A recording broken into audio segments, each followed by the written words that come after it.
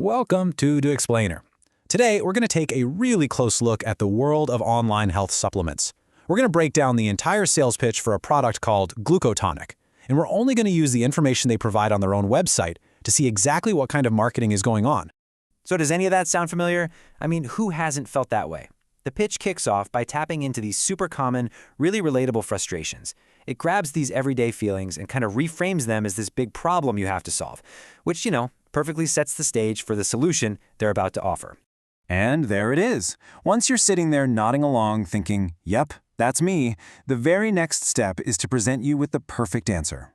So what exactly is GlucoTonic promising that it can do for you?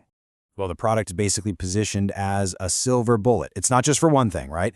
It claims it can handle your blood sugar, give you more energy, make you think sharper, and kick your metabolism in a high gear. By hitting all these different pain points at once, it just appeals to a way bigger group of people.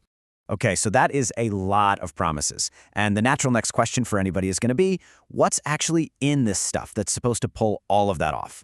Let's take a look at the formula they show us. So here they are. We're shown 6 key ingredients, all plant-based, and notice how neatly each one is paired up with a specific benefit. It creates this really simple, really convincing logic. This ingredient gives you this result. It's clean, it's easy to follow. So, they've laid out the problem, they've offered you their big solution, and they've even shown you what's in it. What's next? Well, now the pitch has to build your trust. And what is the absolute fastest way to do that online? You show that tons of other people are already customers, and they are happy. And they start with a really impressive number, a 4.98 out of 5 stars.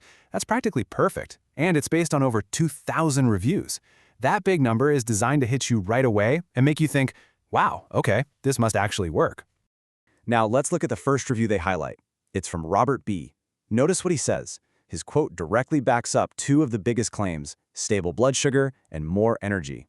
This isn't just some random happy comment, it's a very carefully chosen piece of proof. The second quote they feature, from Sabine G., it adds a couple of new layers. First, it suggests that the results come from using it for a while, almost 3 months, which encourages you to buy a bigger package. And second, it brings up the idea of value, planting that little seed that this is actually an affordable solution to your problems. And this brings us to another classic marketing tactic, the good old comparison chart. By putting GlucoTonic up against these vague, unnamed competitors, it makes itself look way better, highlighting its own strengths and making it seem like the only logical choice out there. Okay, so after building all that social proof with reviews, the pitch pivots to build a whole different kind of trust, scientific credibility.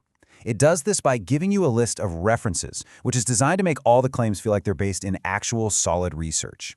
But, a list of references is only as good as what's in them. And that leads to the most important question of all. Are these studies actually about the ingredients they put in the bottle?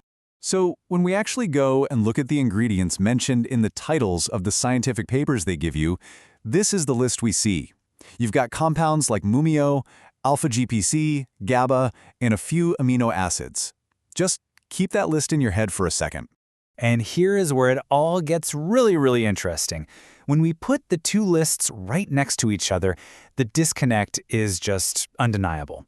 The ingredients they advertise in the product are on the left. The ingredients studied in the scientific proof they provide are on the right.